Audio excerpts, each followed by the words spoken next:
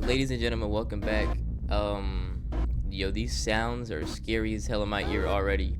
Welcome back to the channel. Today we're playing a game called This Is Not Your House. This game was only $2, and I don't really know what it's about. I just know that it looked creepy as hell when I was looking at it. So I just, yo, stop! Get that out of my ear! Damn! Okay. Yo, this is weird. I can't even talk. I thought it looked cool, so I bought it, and today we're gonna play it. So if you're ready, then sit back and let's get right into it. Okay. Roger always knew if he were attacked, it would happen on the walk from his car to his home. So he readied his house key before stepping out of the vehicle. I have to make sure my face cam isn't covering anything too. Keeping it ready as he walked to the trunk of his house. The trunk of his car. I'm bugging. He hangs his groceries from his wrist, keeping his fingers free to open the front door without fumbling. This dude is paranoid as hell, walking around with the knife out. He has to have ops. As Rogers makes his way back to the porch, his eyes start darting between the house's corners. He'd read about a young woman being ambushed in her driveway the week before. Can I up how fast his text speed is? He tries to put it out of his mind by counting how many steps it takes him to reach the front door, but he can't stop listening for the sound of someone rushing towards him. There is a gentle breeze and the white noise of a distant traffic. Roger assures himself that he is right to remain vigilant. Roger. It only takes a split second for someone to get the drop on you. Steady with the key now. Smooth as fast. Roger's key slides in on the first try. It won't turn. Roger removes his key and inspects it. It's engraved with a large H, definitely the correct key. Roger tries the key again. Locked, jam, broken maybe? Roger takes a step away from the door and scans the area for suspicious persons. He sees no one. He releases his grasp on the key and leaves it in the lock. Okay, maybe this text is too fast now. He drops his grocery bag on the porch. He tries furiously to turn, pull, and push on the key and the door handle every which way. Yo, Roger, relax, bro. Without success. Roger hears something inside. A shadow passes by the window. It looks like someone's silhouette through the curtain. Roger pounds on the door.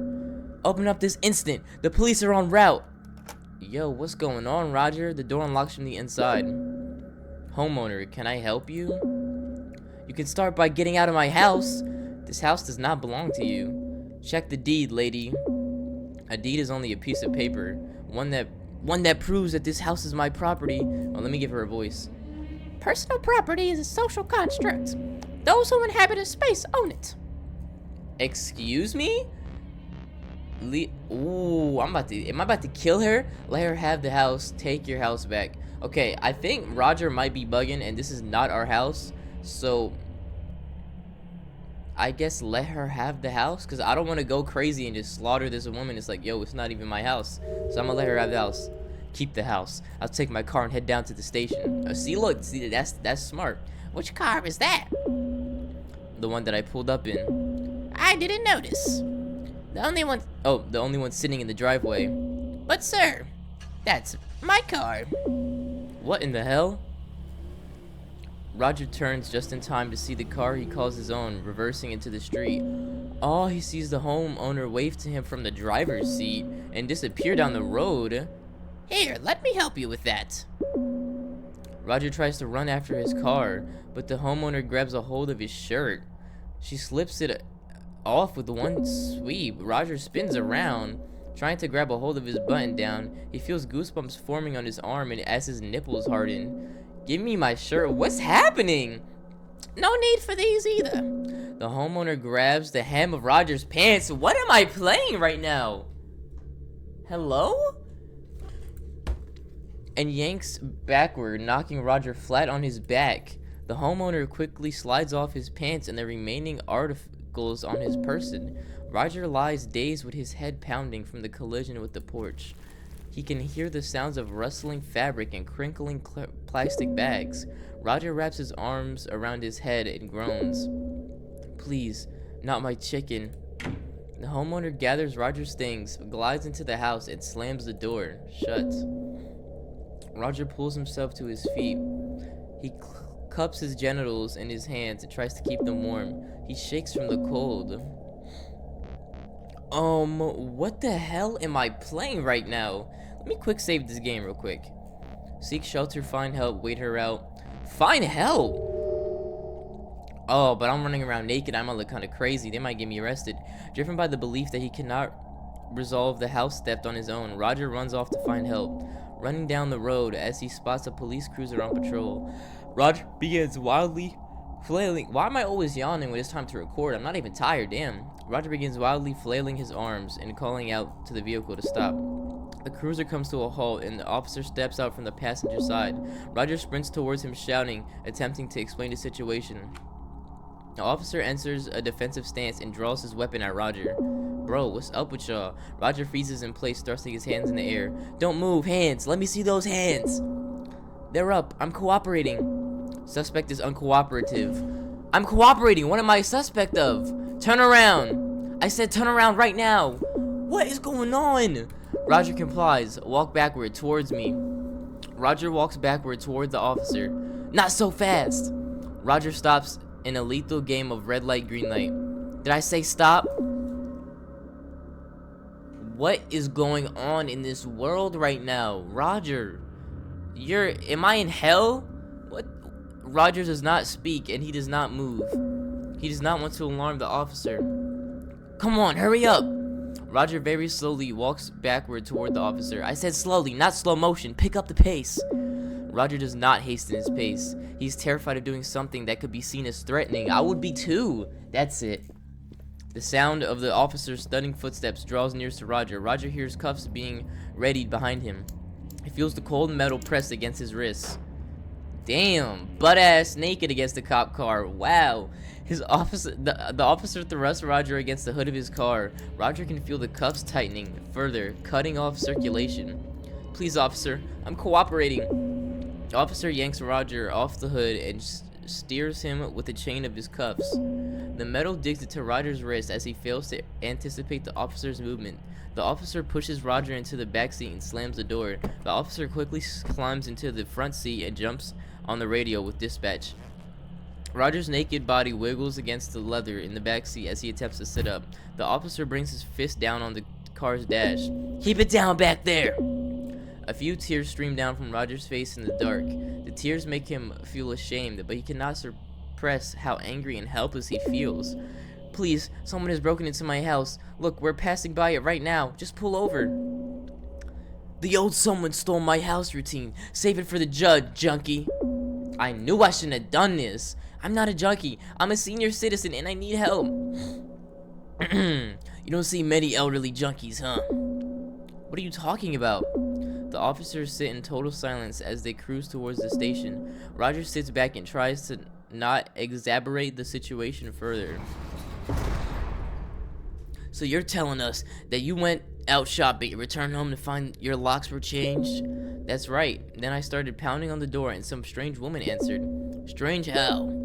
What do you mean how? She stole my house, dickhead. Right, but what is it that made her strange to you? How calm she was about it all. Acting like I was a perfect stranger and she belonged there. The officers glance at one another. So you found your locks changed and a strangely calm and comfortable woman at the door? Yes, but she was in my car as well. So she left your house? No, she was in the house and I turned around and saw her driving away in my car at the same time. Roger, you're making a bad case for yourself, bro. We're about to get locked up. A pair of twins, maybe? They were her. And in the car, in the house, all at once. So what happened to your clothes? She took them, right there on the porch. When I turned to see the car taking off, she slipped my shirt off, without you even asking? The officers snicker as they share a look. It's not funny, I was assaulted. Bro, lock in, cops! Sir, if a woman came up to me with a smile and asked for my clothes, I wouldn't report her. She knocked me down and ripped my pants off. Alright, sir, how much have you had to drink this evening? Not a drop. You would be able to smell alcohol in my breath, dickhead. Come on, stop playing. Yo, I'm getting mad right now. If you're telling me a lie, so what you're trying to tell me? You tried to get into someone else's house in a confused state, thought you saw two of the same person and wandered into the streets naked, but hadn't had anything to drink? Y'all see how cops really twist stories and narratives like this, and they do this in real life, y'all. Be careful out there. Be safe, especially all my colored folks, please. That's not what happened. What I said, that isn't how it happened. You've already given your statement. All I need is to know how much you were drinking. Confess to your drunkenness. I was sober. Was I not sober? I was not drinking. It's true what I said. Every word of it. Put a note on that. The subject is not cooperating, and we haven't been able to positively identify him. My name is Roger Cormack. I've already told you that. Sir, you'll be transferred into a new facility in the morning. You can explain the situation to them. What kind of facility? The kind that has resources necessary to help someone like you. Oh dear God, now they're about to throw me into the loony bin. Oh my God. Wait, Roger spent the remainder of his life being shuttled between state mental institutions. None were able to properly identify what happened to him. Without the diagnosis and treatment plan in place, they were unable to release him. He raved about the woman who stole his house and car. The staff learned to tune out the ravings as they did with all the other patients. Content to consider his ramblings those of a madman. Unspecific nonsense that you can hear free pressing at your ear to any patient's cell door. End credits. Cody Tyson okay. Wow, y'all. Yo, I did read that this game has 10 endings. And obviously that was horrible. We about to go and we about to redo all of that. Alright y'all, we're back. So last time we let her have the house. I still don't think it's a good idea to take the house back. But let's just see what happens. I have a rotisserie chicken cooling off out here. I'll be eating it in my dining room before it's room temp. The homeowner attempts to shut the door on Roger. Ooh, Roger swiftly jams his foot in between the door and its frame. So that's Roger, that who was on the title screen. He presses his face into the gap his foot provides. I don't think you heard me. Ooh, Roger shoulders the door wide open. The homeowner is knocked back into the kitchen. You forgot your chicken. Get the chicken. Stay on my throat, man. I'll get it when you're gone. Be sure not to leave too often, Roger. I have a habit of roosting in untended spaces. Roger hears a car start up. Okay, so you taking the car again, y'all. The homeowner waves him. Yeah, we already seen that. It can't be. But you know what? You could have the car, because I'm in my house still, and don't I have my knife? You finna, man.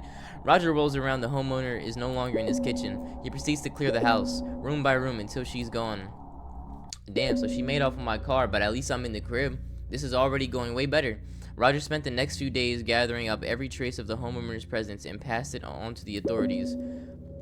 Dollies, table runners, I thought it was about to say oiled up. Oiled drape runners, candles. It seemed like she'd lived there for years, leaving things in odd places only someone familiar with the space would. It took Roger an additional half day just to rearrange the furniture. Thankfully, she hadn't moved in her own. Then, there was nothing left for Roger to do, except his grocery shopping. Yo, and the fact that she has my car. He decided to have his groceries delivered by a boy from the neighborhood for a while. He didn't want to leave his house alone. He started to feel still about it after a few weeks passed. Police couldn't locate his missing car. He bought a junker so he could handle his errands around town. Roger didn't notice the walk from his car to his house anymore. So he's not paranoid no more?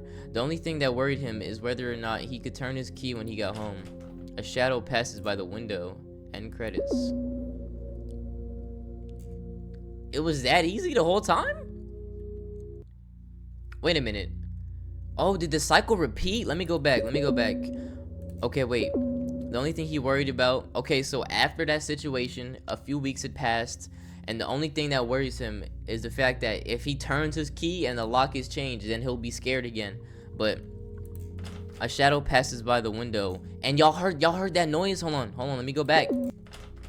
That's the sound of the lock not working. So it happened all over again. He went out to get his groceries, and then so it's a cycle. Wow, y'all. Okay, I'm all right. Let's get another ending. Let's get another ending going.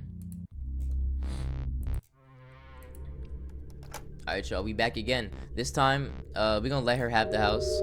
Keep the house. I'll take my car and head down to the station. Which car is that? The one that's pulled up, the one I pulled up in. I didn't notice. I keep switching her voices. I sound like Frieza sometimes. I don't. The one sitting in the driveway. But sir, that's my car. What in the hell? Look at her ugly ass. Already done read this. Here, let me help you with that. Roger tries to run after his car, but this is when she grabs my shirt. Bro, how did she take my whole shirt off? Whoa, man. Roger spins around trying to grab a hold of his button down. Yo. Damn, so she really just taking off all my clothes again? There was no way to get around that? Roger pulls himself to his feet. He's cupped. Okay, I know y'all remember this part.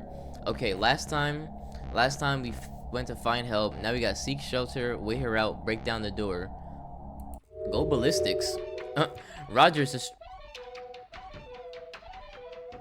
Hold on.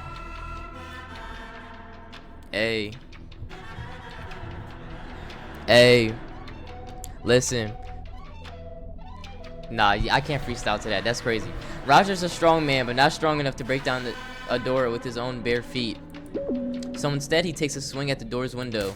He feels something warm and slippery pour down his arm as he... Bro, don't ever punch windows, y'all. I seen a video dude punch the window and his whole jaw was... Don't do that, y'all.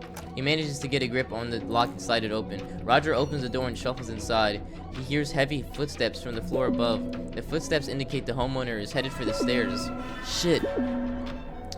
Had she found his shotgun? Roger only had a moment to act. Hide and ambush. Roger wasn't sure if... Bro, do y'all hear these sounds and these songs?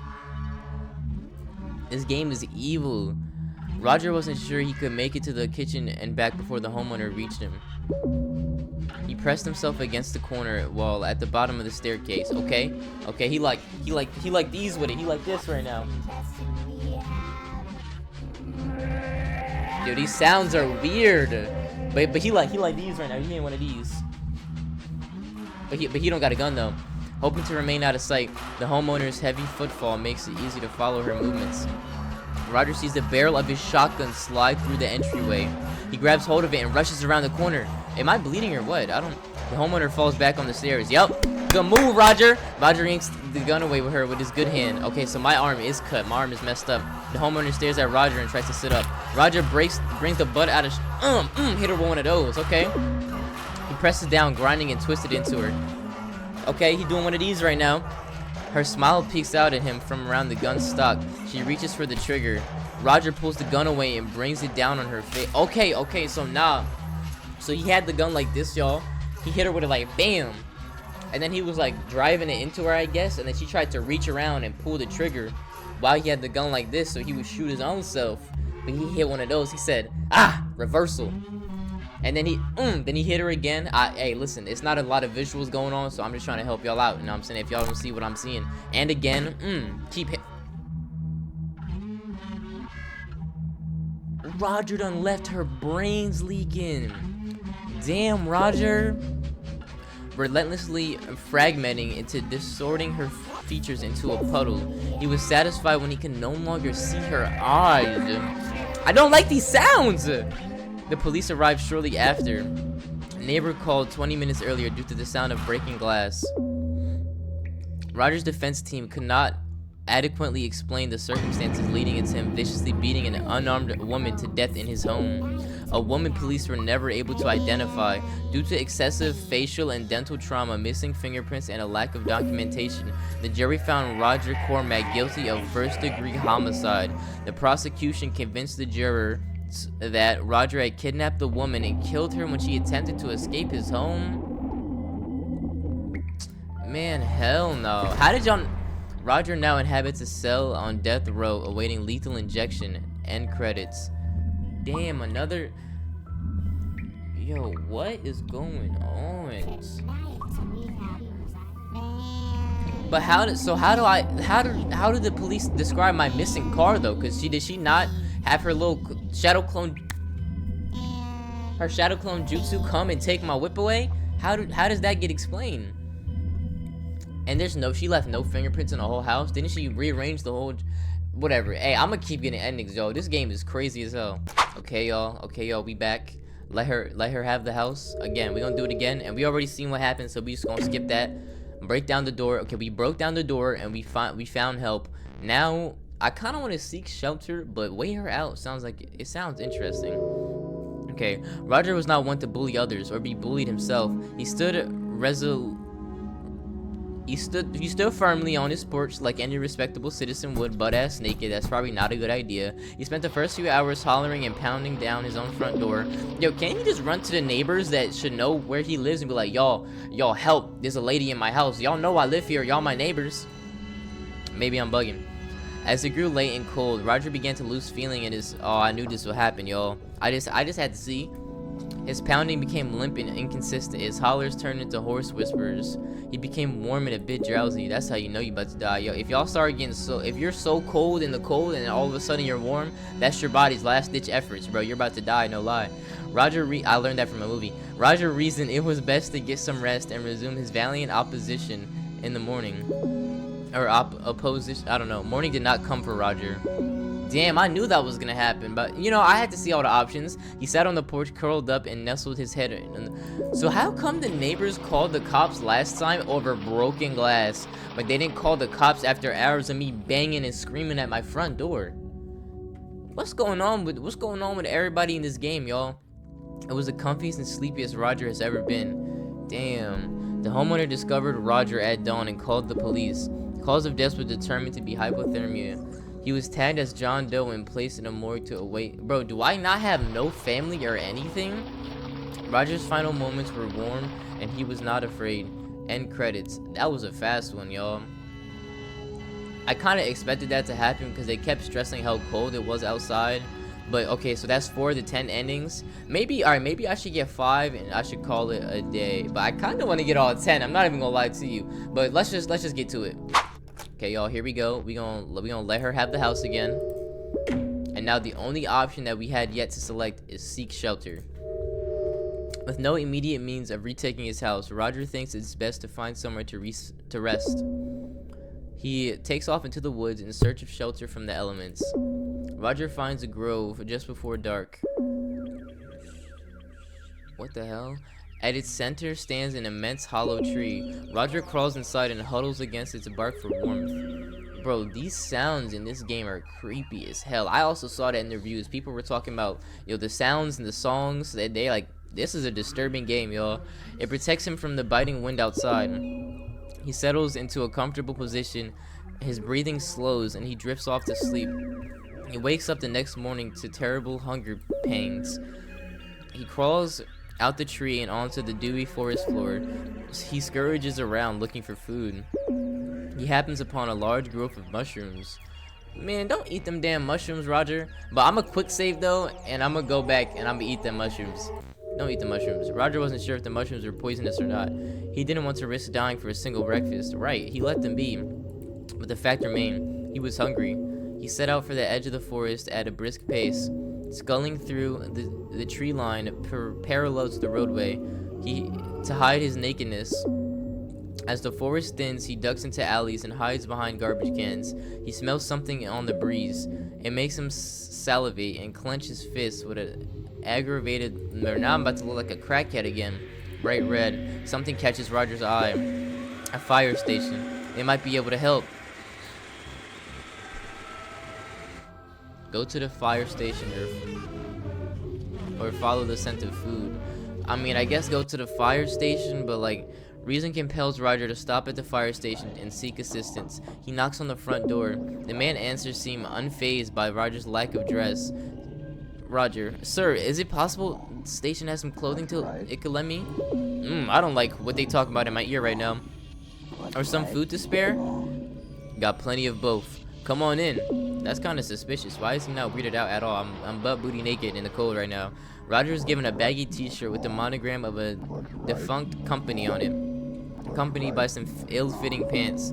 He relaxes knowing he will not be charged with indecent exposure. Okay, cool. Terry's in charge of lunch for the station today. He's got a pot of chili. Ooh, y'all, chili is good as hell. Hey, man, Yo, if you not watching this video with some headphones or some AirPods in, I recommend it, bro, because I cannot be going through this alone. Might not be appetizing first thing in the morning, but it's what we got. Hey, bro, as long as y'all make it well, that chili, I know it smacks. I would appreciate some. Thank you. The fireman nods and hurries back with a bowl of chili and a cold beer. Roger isn't normally one for beer, but it is dark and filling. So, if you don't mind me asking, what's got you out in the street with your pecker hanging out? Yo, shout out to the fireman for being way cooler than the police, dude. I hate them. Man, police, bro. I went out for groceries yesterday. While I was out, some woman broke into my house and changed the locks. I couldn't get back in and had to spend the night in the woods. But why was your pecker out?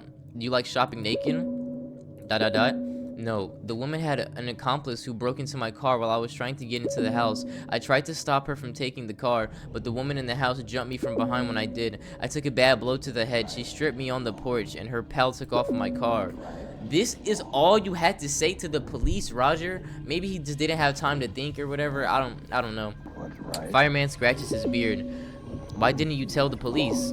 It was freezing out and getting dark fast. I didn't know how to find the station, and she took my phone. So I just holed up for the night. Glad you made it. Awfully cold last night. I'm gonna be honest, I thought this game took place in like the 50s or some shit. I didn't know I had a phone. Yo, there's like a demon in my ear right now. Like, I don't like that, yo. Kind of makes it our slow season. I'm just glad I stumbled upon this place. The facade really stands out, and that guitar riff is kind of cool actually. Can somebody sample that? I'll rap on it, I promise. Fireman, got any kind of documentation to prove that you own the house? Of course, I have a deed in my safety deposit box, but I need my ID to get it back. And that bitch took, I don't know why I'm acting like I don't curse on this channel. And that shawty took my pants with my wallet still in them.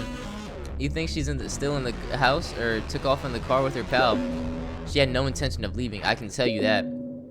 That settles it then. I'll get the blues on the horn and get this all sorted out for you. The fireman lumbers over to a phone on the far wall. A wave of relief washes over Roger, knowing a civil servant is assisting him. Good, yo, shout out to the fireman.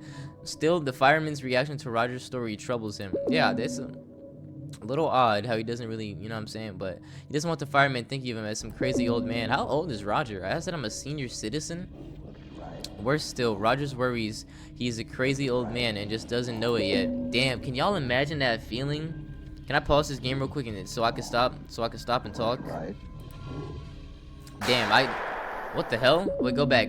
I just wanted to say that, y'all, the feeling or like just the thought of getting old and forgetting or just like and going crazy and don't even know that you're crazy, that shit is horrifying. Check up on your loved ones, y'all.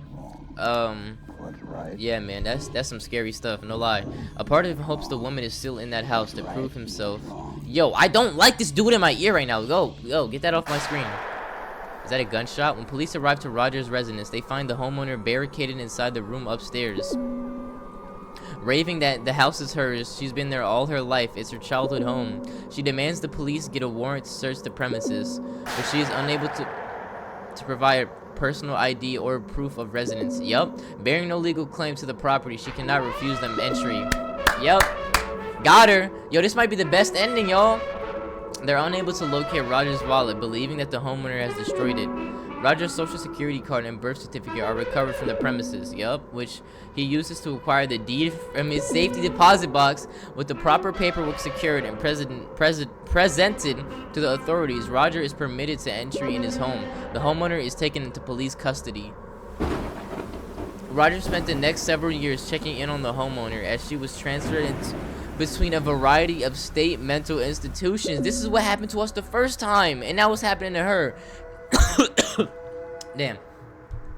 But he went to go taunt his ops though. Yo, Roger, good moves, Roger, because that's what she deserves. She put us through so much in other lives, you don't even know it. Okay, he eventually lost track of her in the system. He nearly forgot about her altogether until his car was recovered. Damn, that makes me think though, how long did it take for his car to come back? Because he said he followed her throughout multiple mental institutions. Like, damn, it must have, what the hell? It was unearthed at a site in Nevada where BlackRock was breaking. Whoa, they're talking about BlackRock in this game? Or BlackRock was breaking ground on the on the construction of a new housing complex. Roger put the car out of his mind. He didn't allow himself to worry about the homeowner. He kept his shotgun at his bedside and slept easy. That's it right there. Honestly, I could end the video right here, knowing that we got the good ending. But I'm not. You already know we gotta run that back. We gotta get more, y'all. I'm addicted right now. Okay, y'all. I got us back to the point with the mushrooms. This time we're gonna eat the mushrooms. Roderick.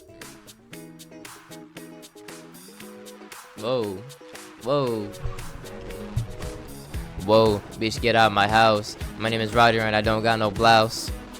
I don't have a wife. I'm out here all night in the cold. Finna take your soul. Yo, they got a whole song. I don't even got a freestyle. Hold on. I don't even got a rap. I don't even got a trap. I'm out the hood. Baby, what's good? You already know I'm a boss like Suge. Big boss, big pimp, big player. See a girl, I'm a taker. All right, let me stop, y'all. Also, this voice is scary. All right, I gotta stop. Roger consumes the mushrooms with a desperate ferocity. They have a bitter taste, but Roger's hunger allows him to chew through it. His belly fills with the mushroom. He starts to feel ill. His head begins to spin. His manner of thought shifts and becomes fluid. Roger sees the world around him as a part of him, or he as a part of it, a very small part, a moat. The homeowner was right, in part. Personal property is a construct, but habitation is not means of ownership. He did not. Yo, this is so loud. Let me turn it down.